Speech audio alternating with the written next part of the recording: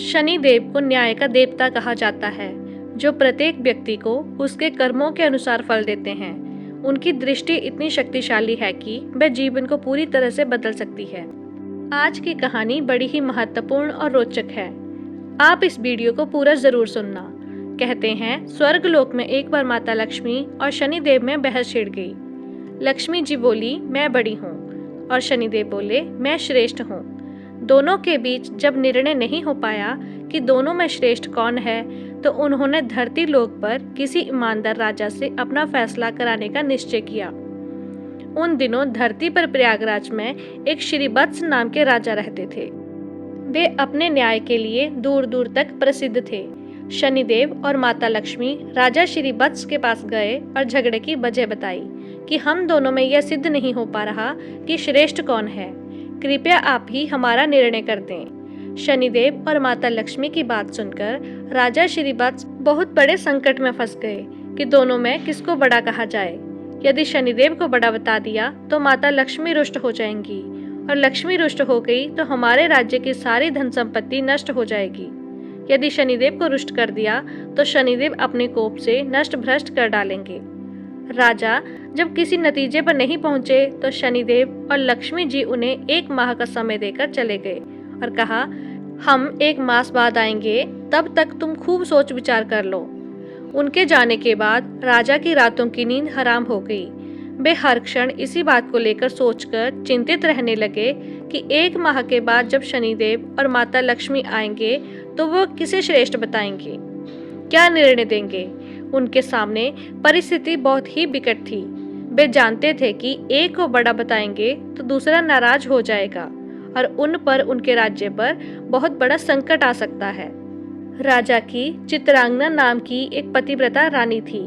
पति को अत्यंत चिंता में देखकर रानी ने पूछा, महाराज, आप किस बात को लेकर परेशान हैं? कृपया अपना दुख हमसे कहिए।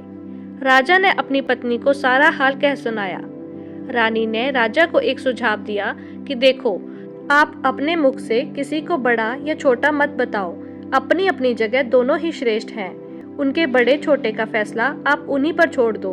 आप एक काम करो, एक सोने का और एक चांदी का सिंहासन बनवाओ। दोनों का आसन अपने सिंहासन के दाईं और बाईं ओर रखवा दो। सोने का सिंहासन आप अपने सिंहासन से दाईं ओर लगवाना और चांदी का सिंहासन बाईं ओर। 1 माह के बाद जब शनिदेव और माता लक्ष्मी आएंगे तो लक्ष्मी जी आपके दाईं ओर का आसन ग्रहण करेंगी, क्योंकि वे माता स्वरूप हैं, और शनिदेव आपके बाईं ओर वाले आसन पर बैठ जाएंगे। जब वे पूछे तो आप उनके किसी भी प्रश्न का उत्तर मत देना। जब वे बहुत पूछे तो उनसे कह देना कि आप लोगों ने अपनी श्रेष्ठता का फैसला स्वयं ही कर लिया, मैं क्या जवाब दूं। रानी चित्रांगना की बात राजा को सही लगी। इधर 1 महीने के बाद जब लक्ष्मी जी और शनिदेव राजा के दरबार में पधारे तो वही हुआ जैसा रानी ने बताया था। माता लक्ष्मी तो सोने के सिंहासन पर विराजमान हो गई और शनिदेव चांदी के सिंहासन पर। जब उन्होंने अपने श्रेष्ठ होने को लेकर राजा से निर्णय मांगा तो राजा ने कहा कि आप दोनों ने स्वयं ही अपने बड़े और छोटे होने का फैसला कर लिया है, इसमें मैं क्या कह सकता हूँ। यह सुनकर भगवान शनिदेव खिन्न होकर चले गए। माता लक्ष्मी ने राजा से कहा कि पुत्र, शनिदेव तुमसे रुष्ट हो गए हैं और उनके कोप के कारण तुम पर बहुत बड़ा संकट आ सकता है, परंतु तुम चिंता न करो, मैं तुम्हारे साथ हूँ। शनिदेव ने राजा पर ऐसा कोप बरसाया कि उनके राज्य में भयंकर अकाल पड़ गया। लोग भूखे मरने लगे। नर नारी, जीव जंतु सब उनके राज्य को छोड़कर दूसरे राज्यों में चले गए। राजा से अपने राज्य की ऐसी दशा नहीं देखी गई।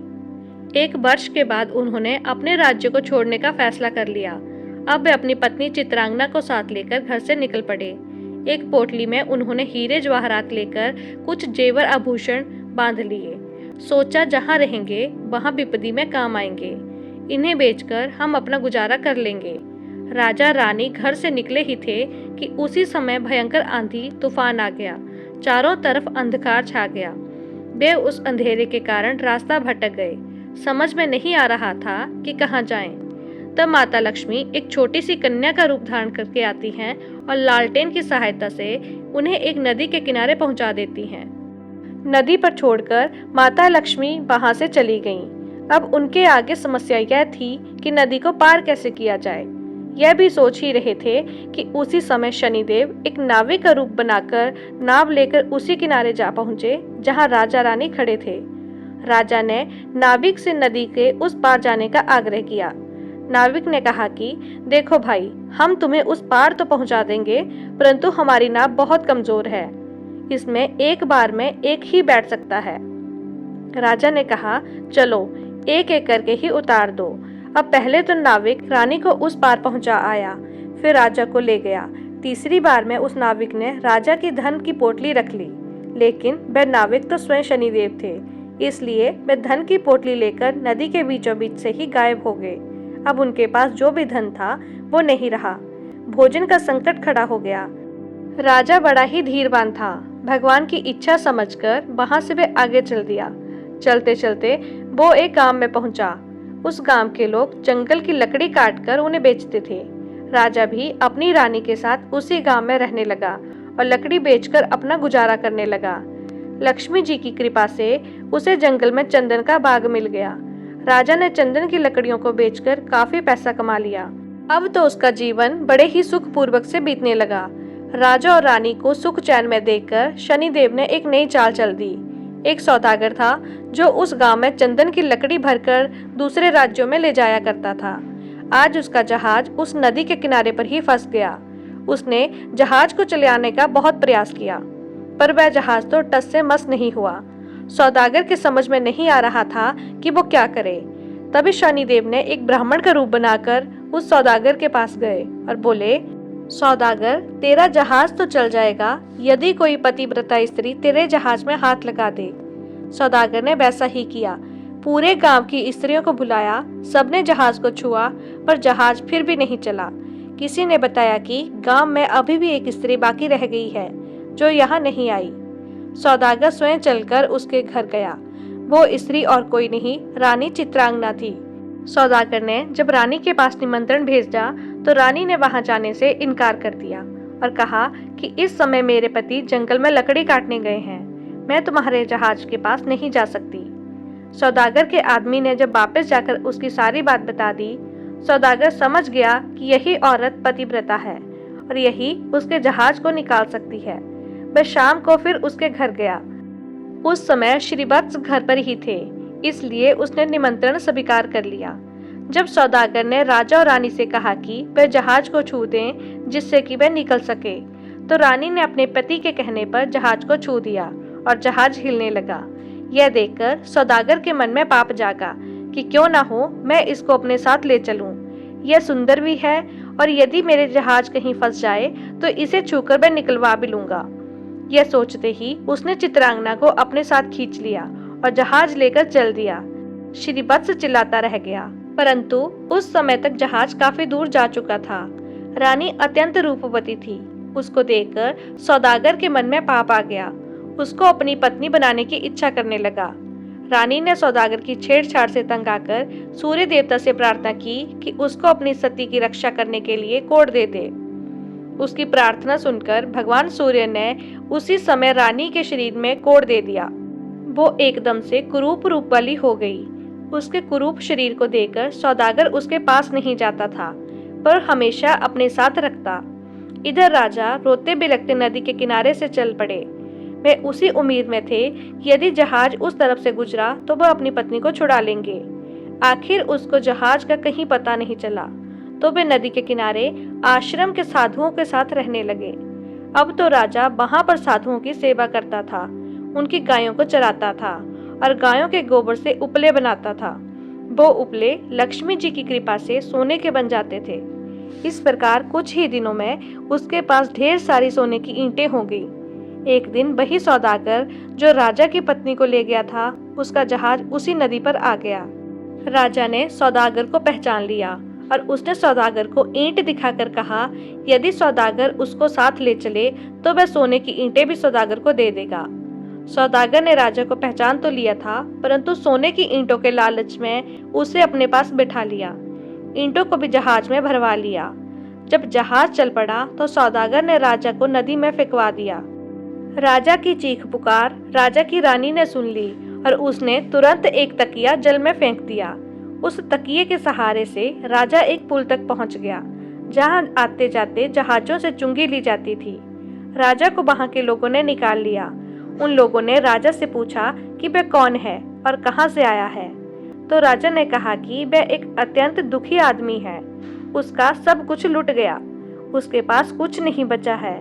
वहां के लोग उसको पकड़कर राजा के पास ले गए। राजा ने उस राजा से नौकरी मांगी। राजा ने श्रीवत्स को अपने यहाँ बगीचे में माली का काम दे दिया। राजा की एक पुत्री थी, उसके लिए नित्य फूलों का सुंदर गजरा एक मालिन लाती थी। एक दिन राजकुमारी ने मालिन से पूछा कि आजकल गजरे कौन बनाता है, बहुत सुंदर गजरे बनाता है।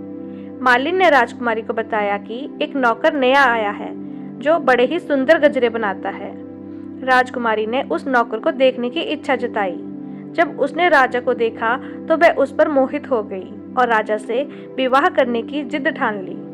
राजा ने बहुत मना किया, परंतु जब राजकुमारी नहीं मानी तो उन्होंने लाचार होकर दोनों का विवाह कर दिया और जंगल में एक घर बनवा दिया। धीरे धीरे समय बीतता चला गया। कुछ दिन बीते ही थे कि राजा श्रीवत्स ने राजकुमारी से कहा कि ऐसे बेकार बैठे रहकर मेरा मन नहीं लगता, तुम अपने पिता से कहो कि मुझे जहाजों की चुंगी का ठेका दे दें। राजकुमारी ने अपने पिता से यह प्रस्ताव रखा तो राजा ने भी कहा ठीक है। अब तो श्रीवत्स आने वाले जहाजों से चुंगी लेता था। इस प्रकार जब 7 वर्ष बीत गए, शनिदेव का प्रभाव खत्म होने को आया। एक दिन सौदागर का जहाज वहीं से निकला तो श्रीवत्स ने उस जहाज को रोककर उसे आगे जाने से रोक दिया। सौदागर को यह देखकर बड़ा क्रोध आया तो वह तुरंत शिकायत करने राजा के पास पहुंचा। राजा ने जब श्रीवत्स से पूछा कि सौदागर के जहाज को क्यों नहीं जाने दे रहा, तो श्रीवत्स ने बताया कि महाराज, इस सौदागर के पास मेरी सोने की ईंटें हैं, यह मेरी सोने की ईंटें नहीं दे रहा है। राजा ने कहा तुम्हारे पास क्या प्रमाण है कि इसके पास जो ईंटें हैं वे आपकी हैं। तो श्रीवत्स ने कहा कि महाराज, आप इसे दरबार में सब लोगों के सामने बुलाइए, वे ईंट एक तरफ से जुड़ी हुई हैं। यदि सौदागर ईंट खोल देता है तो ये सारी ईंटें उसकी हैं। यदि वह ईंट नहीं खोल पाता है तो उन ईंटों को मैं खोलकर दिखाऊंगा। वो ईंटों को दरबार में लाया और सौदागर से कहा गया, यदि तुम्हारी ये सोने की ईंटें हैं तो तुम इन्हें खोल दो, और यदि तुम नहीं खोल पाते हो तो वो ईंटें तुमसे ले ली जाएंगी। सौदागर शाम तक उन ईंटों को खोलने का प्रयास करता रहा, परंतु उसमें से एक भी ईंट नहीं खुली। अंत में जब शाम हो गई तब राजा के दामाद श्रीवत्स की बारी आई। उन्होंने चंद घड़ियों में ही उन ईंटों को खोल दिया। तब राजा ने पूछा कि वे कौन हैं, तो श्रीवत्स ने पूरी कहानी बताई। महाराज, मैं और मेरी पत्नी चित्रांगना को इस सौदागर ने छीन लिया है, कृपया मुझे मेरी रानी दिलवा दीजिए। राजा ने सौदागर से कहकर तुरंत चित्रांगना को पालकी में बुलवाया और सौदागर को पकड़कर कड़ी सजा दी। चित्रांगना ने पुनः सूर्य भगवान से प्रार्थना की कि वो मेरे रूप को फिर से पहले वाला लौटा दें। भगवान सूर्य देवता की कृपा से रानी फिर से सुंदर हो गई। राजा ने आदर पूर्वक श्रीवत्स को खूब सारा धन देकर विदा कर दिया, साथ में अपनी बेटी को भी, और चित्रांगना को भी अपनी बेटी मान लिया और खूब धन दौलत देकर राजा को प्रेम पूर्वक विदा कर दिया। राजा पुनः अपने राज्य में लौट आया और फिर से राज सिंहासन पर सवार हुआ। एक दिन शनिदेव ने प्रकट होकर राजा श्रीवत्स से कहा, राजन, हम दोनों की स्पर्धा तो एक बहाना था, हम आपके सत्य की परीक्षा ले रहे थे। अब मैं तुम्हें बता रहा हूँ कि कौन से लोग नाश को प्राप्त नहीं होते। नंबर 1, विपत्ति में भी जो अपने धर्म को और सत्य को ना त्यागे, उसका कभी नाश नहीं होता, अपितु देवता लोग भी उसकी सहायता करते हैं। नंबर 2, गरीबी आने पर भी जो अन्याय का मार्ग ना चुने, पाप का धन ना खाए, वे देवताओं का सदा कृपा पात्र रहता है।